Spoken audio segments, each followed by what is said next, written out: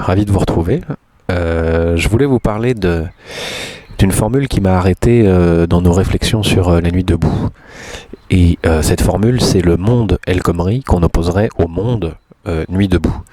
Alors je voulais vous en parler parce que moi j'ai beaucoup travaillé sur ce que c'est qu'un monde. Comment est-ce qu'on construit un monde commun? J'y ai travaillé aussi bien en sociologie qu'en philosophie et voilà, je voulais vous en parler. Alors qu'est-ce que c'est que le monde El Khomri? Qu'est-ce que c'est que le monde nuit debout? De quoi on parle quand on parle d'un monde? Alors d'abord, qu'est-ce que c'est qu'un monde? C'est quoi un monde, hein? Est-ce que c'est une sphère? Est-ce que c'est une assiette? Est-ce qu'il y a plusieurs mondes? Qu'est-ce que c'est qu'un monde? Bon. Alors moi je vous propose la définition suivante. Je vous propose de dire que le monde, c'est l'espace où l'on est en tant qu'il est peuplé de symboles, en tant qu'il est interprété. C'est l'espace en tant qu'il est interprété. Et qu'est-ce que c'est qu'un monde commun? C'est l'espace en tant qu'il est interprété comme le monde de l'action commune. Bon, donc voilà, on se donne une définition du monde. Le monde, c'est un espace en tant qu'il fait l'objet d'une interprétation, en tant qu'il est peuplé de symboles, c'est-à-dire collectivement interprété.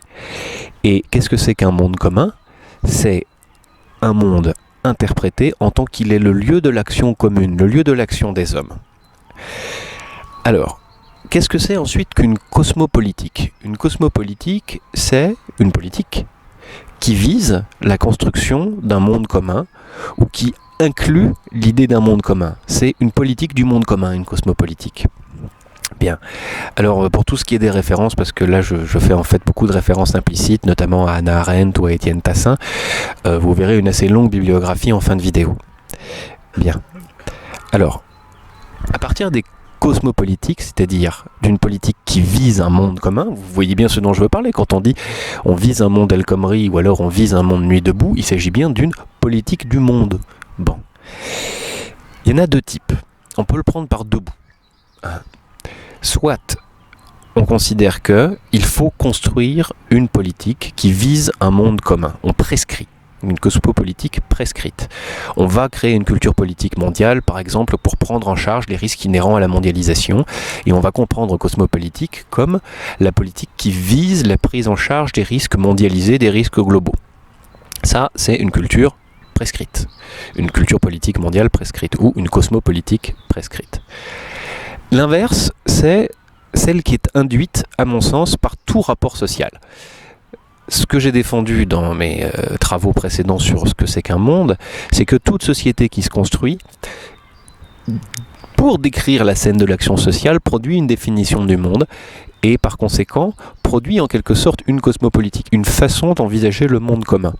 En d'autres termes, on a d'un côté une cosmopolitique prescrite, je vous invente une culture politique mondiale pour s'occuper du monde, et de l'autre côté, le fruit naturel de toute culture qui s'enracine quelque part, c'est ça que ça veut dire culture, hein, c'est faire culture quelque part, c'est rendre un hommage local aux dieux locaux. Bon, c'est très agricole comme définition. Donc voilà, deux modes de culture, hein, deux types de cosmopolitique, l'une prescrite, l'autre induite. Alors, le monde El Khomri a beaucoup à voir avec l'idée d'une cosmopolitique prescrite. S'il fallait le décrire, ce monde El Khomri, qu'est-ce que c'est? C'est essentiellement le monde mondialisé, c'est-à-dire le monde dans lequel l'individu n'est qu'un agent économique et technique, pris dans la mondialisation, c'est-à-dire pris dans l'intensification des flux économiques et techniques, d'agents et de denrées. Bien. Alors, ce monde mondialisé-là, ce monde d'intensification des flux économiques et techniques et d'agents économiques et techniques, ce monde mondialisé, il a produit beaucoup d'inquiétudes. Il a produit beaucoup d'inquiétudes et un courant philosophique qui s'appelle le catastrophisme,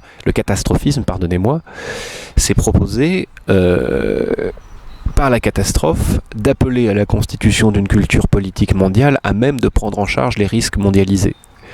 Alors c'est une culture particulière, évidemment, hein, ça serait une culture d'experts, qui n'aurait plus accès à la société civile que par des procédures discursives, mais qui doit surtout, à cause du risque nucléaire ou du réchauffement climatique, persuader tout un chacun que il doit adhérer à une culture politique mondiale qui lui fasse abandonner une part du politique, une part du conflictuel, à des experts capables seuls de prendre en charge les risques inhérents à la mondialisation.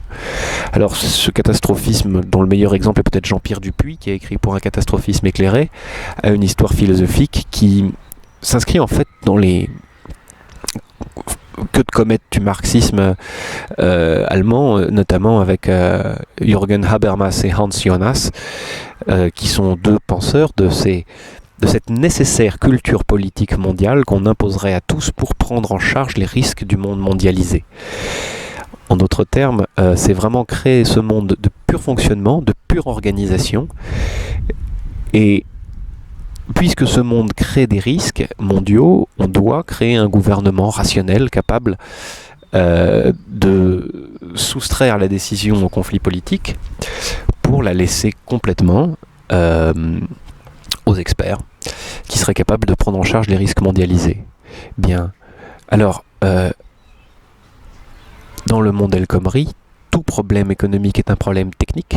C'est un problème qui doit être géré par la gestion et pas par le conflit, qui doit passer par des procédures discursives, de mise en écho des solutions, par la pédagogie. Qu'est-ce que c'est que cette notion de pédagogie ? Cette notion de pédagogie, ça veut simplement dire que vous n'êtes pas capable de comprendre. Il faut vous expliquer. Vous n'êtes pas capable de comprendre par vous-même la rationalité à l'œuvre dans les décisions du bon gouvernement qui n'est ni de droite ni de gauche, mais qui est rationnel, bien entendu. On pourrait revenir très longuement sur cette histoire, enfin l'histoire de cette pensée politique-là en France. Alors, c'est très joli, il y a une chenille qui passe sur mon ordinateur. Alors, si on doit résumer ce monde mondialisé, on pourrait dire que c'est un monde quasiment immatériel, en ce sens que c'est une somme de flux. Quand on parle de la mondialisation comme intensification des relations économiques et techniques entre des agents économiques et techniques, on parle bien d'un univers liquide, comme dirait Zygmunt Bauman, d'un ensemble de flux, c'est-à-dire d'une surface instable qui ne surgit que de l'intensification de flux, c'est-à-dire d'éléments liquides. C'est un monde dans lequel il n'y a pas de rencontre politique entre les agents, pas de conflit de valeurs, mais simplement théoriquement une gestion mécanique, organisationnelle, rationnelle, et d'ailleurs peut-être pour ça qu'elle est aussi fataliste des intérêts économiques et techniques.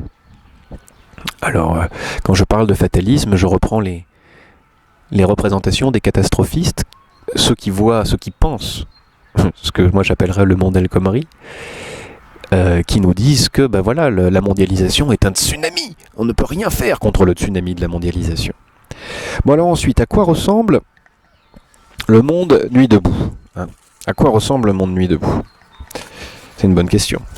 Je voudrais vous expliquer en fait pourquoi il est impossible de créer, à partir du point de vue d'un expert, une culture politique mondiale. Il est impossible de créer une telle culture pour deux raisons logiques. D'abord, il est impossible de demander l'appropriation d'une culture. Pourquoi ? Parce qu'une culture, c'est toujours une réinterprétation, une interprétation. Par conséquent, dès que une personne adopte une culture, il la modifie très légèrement. Et par conséquent, une culture politique mondiale adoptée simultanément par une population volontaire sur tous les points du globe, sauf à ce que toutes les sociétés mondiales ne forment qu'une société mondiale parfaitement homogène, alors dans chaque lieu de fréquentation, cette culture politique mondiale serait réinventée, retransformée et immédiatement redivisée en autant de cultures politiques qu'il existe de lieux de socialisation, de lieux de fréquentation. Donc voilà, la première chose, c'est inhérent à la nature de ce que c'est qu'une culture. Il est impossible de faire adopter une culture politique mondiale, je dis bien une culture politique mondiale, car elle sera immédiatement modifiée à l'échelle de la fréquentation. Pourquoi ? Parce qu'il s'agit d'une culture. Alors, la deuxième chose impossible dans ce registre-là, c'est de dire, vous pouvez adopter ma culture politique parce que celle que je vous propose est en quelque sorte transcendante à toutes les cultures politiques que vous pourriez élaborer. Elle est purement rationnelle ou elle est supérieure ou transcendante. En tout cas, elle transcende toutes les socialisations locales par sa nécessité. Or, tout propos, tout contenu s'inscrit dans un temps donné, dans des rapports de force donnés, dans un pays donné. En d'autres termes, on ne peut pas déraciner une pensée du lieu et du moment qui la produit. Par conséquent, produire un contenu neutre et universellement adoptable, non pas adaptable, puisque là d'un seul coup on aurait plein de cultures, mais adoptable, est impossible.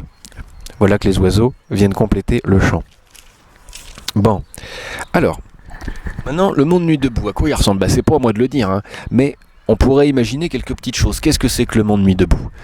Déjà c'est un espace-temps.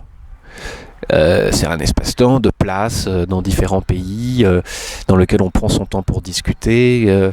C'est pas une surface immatérielle, c'est une surface matérielle.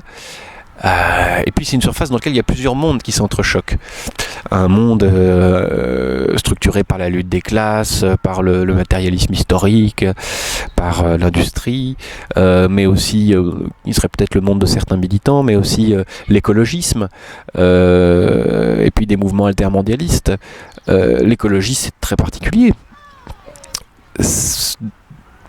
Certaines positions de l'écologie politique proposent un monde dans lequel la nature aurait totalement disparu, remplacée par un environnement, c'est-à-dire une nature prise en gestion.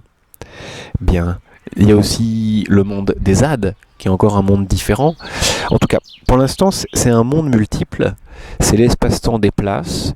C'est des places qui sont d'ailleurs sans frontières, sauf peut-être des frontières morales. Ça, c'est ce que j'ai entendu. C'est un militant à Nuit debout qui m'a expliqué après une intervention que j'avais faite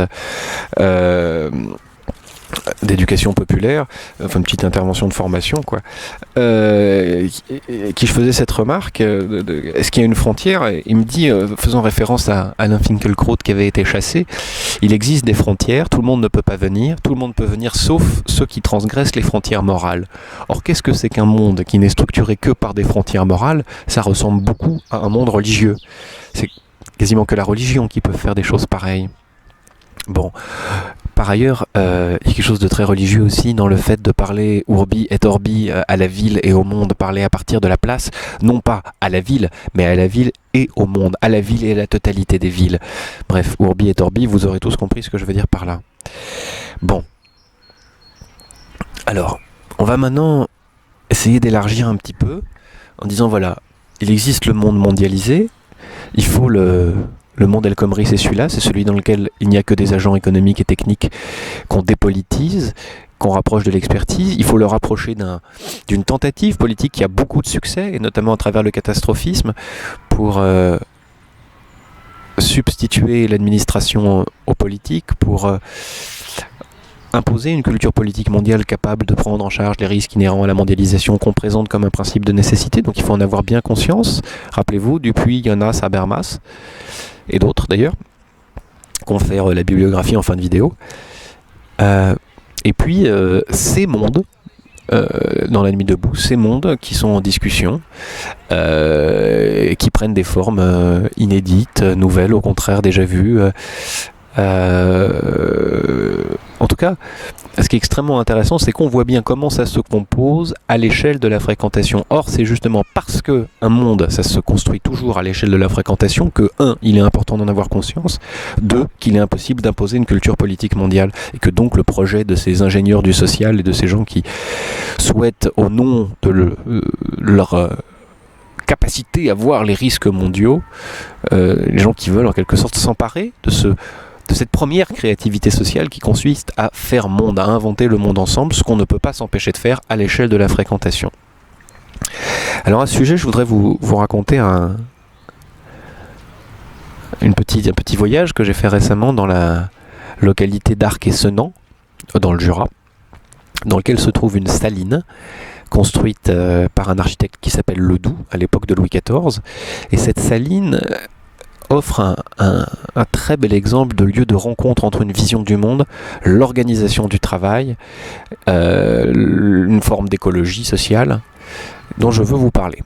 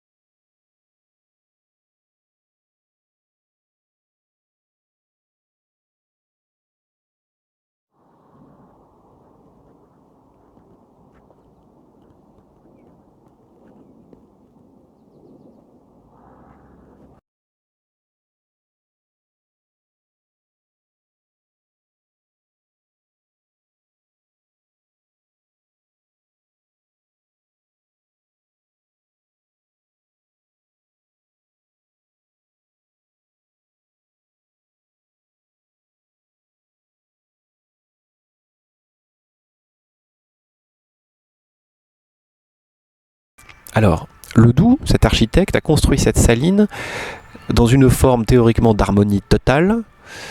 Le mouvement des bâtiments doit suivre quasiment le mouvement du soleil, avoir la même qualité parfaitement géométrique.